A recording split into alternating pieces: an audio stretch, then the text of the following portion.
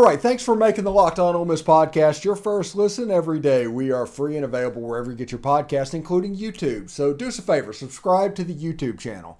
Hit the bell for notifications when we put a new video up, which is quite frequent, and of course upvote the video itself.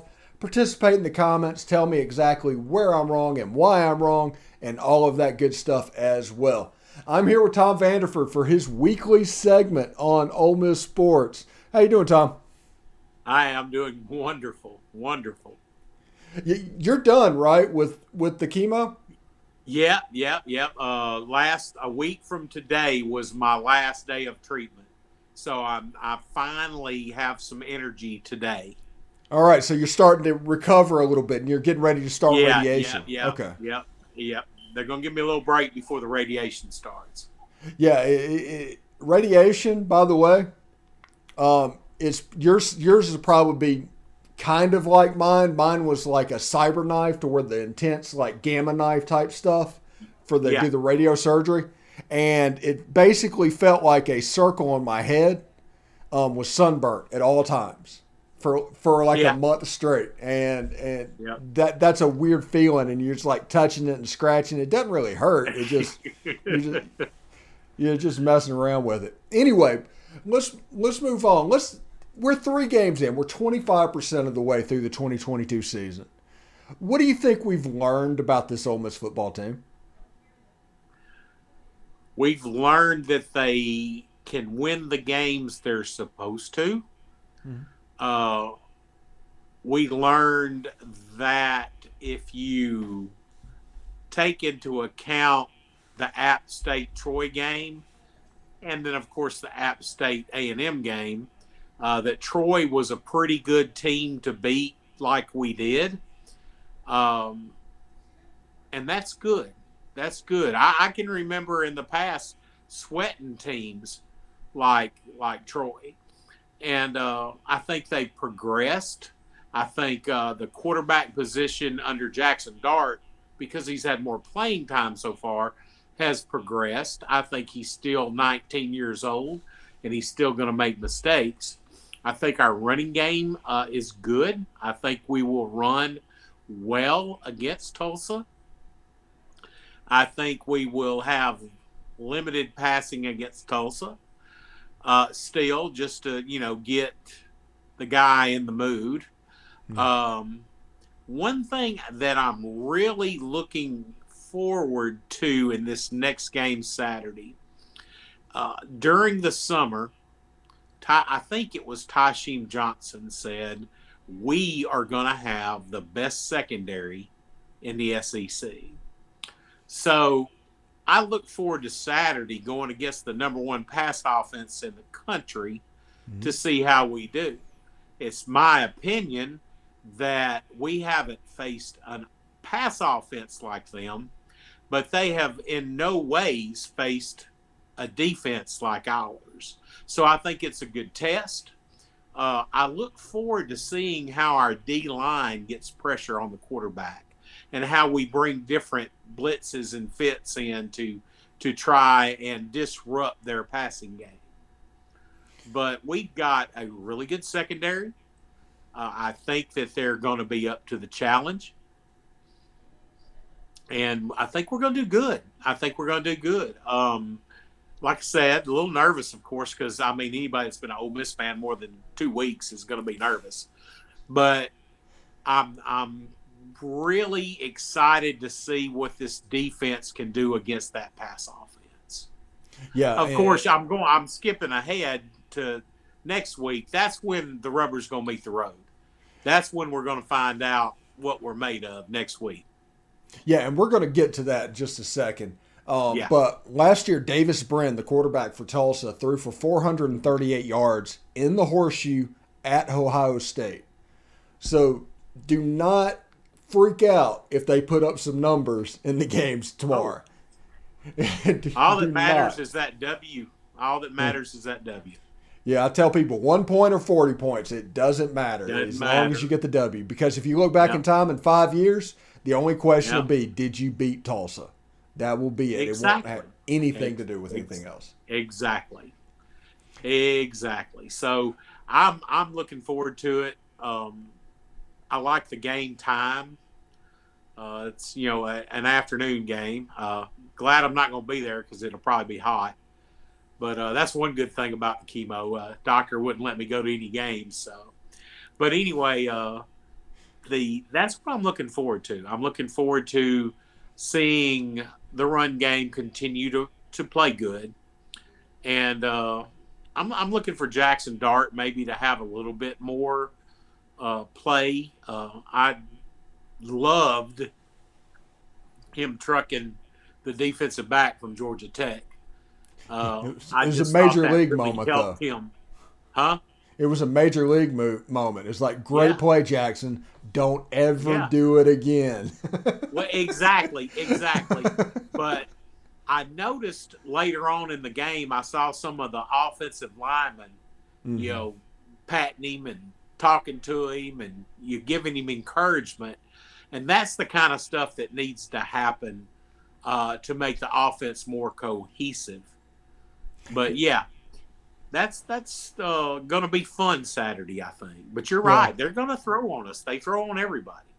yeah, So that's why I said I'm really looking forward to. I think we've got a good secondary, and yeah. I think we have a line that can get pressure on the quarterback. So we'll see. Yeah, it should be pretty good. And no matter what reindeer games Lane Kiffin plays with the quarterbacks, you can Yeah, look at the stats. At this point, you have numbers to where Jackson Dart has 60 passes and Luke has 11. You can see the way that the teammates congregate around him. Like you said, the offensive line and Jackson, them cutting up.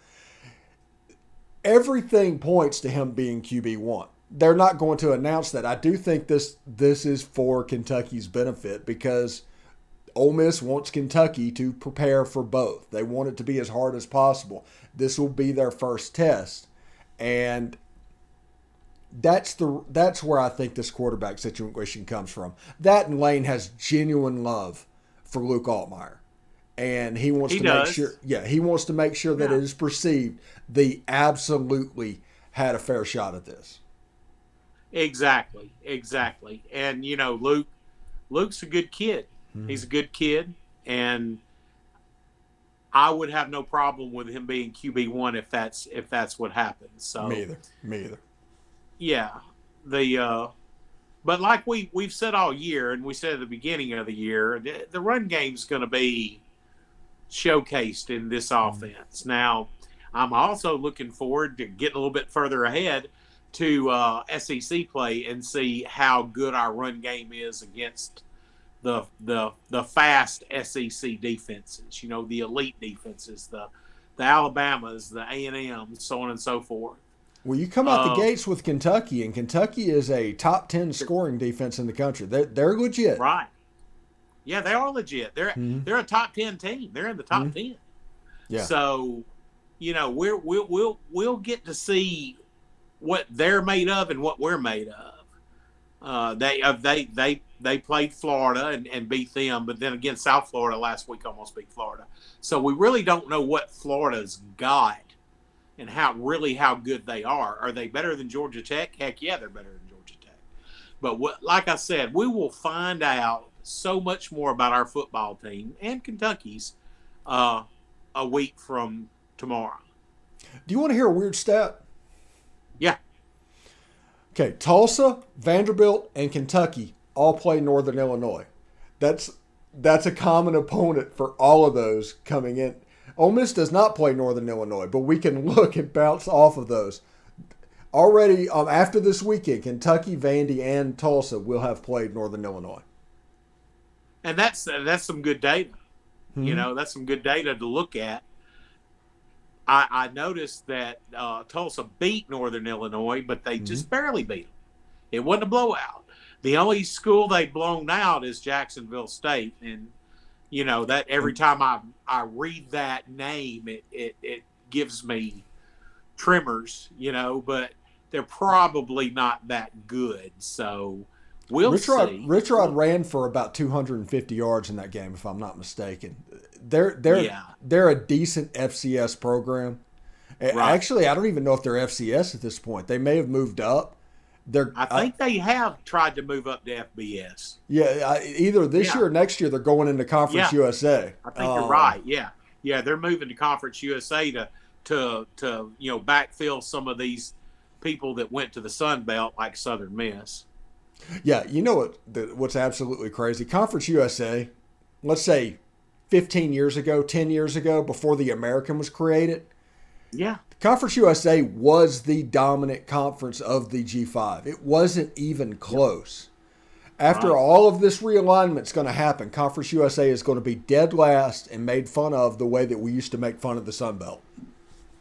Exactly. And now the Sun Belt's going to be the Hmm. creme de la creme of the G5. Yeah, it's I funny. mean, It's you all just look at what's cyclical. happened. It's crazy. It is. It's crazy. It's crazy. So before we get out of here, I talked with you about this off the air a little bit. Ben Williams got his number retired. We did our whole first segment of the show today on Ben Williams. What are your thoughts on that? I love it, man. I'm glad it finally happened. Hmm. Gentle Ben changed the face of Ole Miss forever. And he was such a good guy, great football player, but even a greater person. And I can't think of anybody else that would deserve getting their number retired more than Gentle Ben. I just wish he was around to see it. Yeah, that I mentioned that today during the show. I just like it's a shame that he's not going to get to enjoy this because this is absolutely a deserved fruit of his labors. Everything he's done with Ole Miss over the year, including playing and all that, is going to be a culmination. And even the Egg Bowl, retiring it at the Egg Bowl, he's a Yazoo City boy. The game would have meant something to him.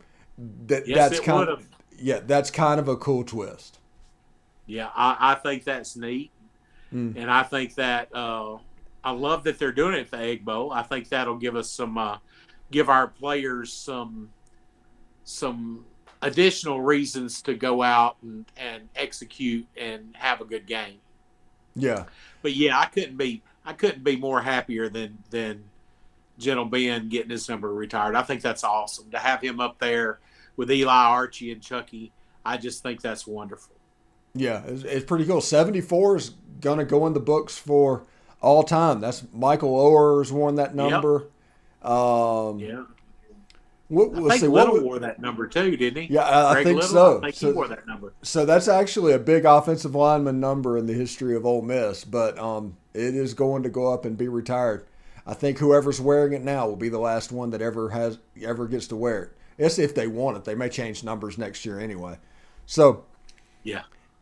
Anyway, get more of the SEC by making Locked On SEC your second listen every day. Chris Gordy and his host of local experts, me, of Locked On, take you across the SEC in 30 minutes. Make Locked On SEC your second listen. Locked On SEC. Tom, thank you so much for coming by today. It was really good. I'm glad you're feeling better. I'm looking forward. You're going to join me Saturday night in the postgame show, right? Yes, sir. I sure am. Yeah, got Bill Flowers as well. So it's going to be me, you, and Bill Cool. in the show postgame. So, I will connect with you tomorrow, and we will do that. It'll be about 7 o'clock, I'm assuming? Yeah. Okay. Yeah. Be about 7:30. Yeah. No problem. Anyway, take care, bub. Hey, you take care. Hotty toddy. Hotty toddy.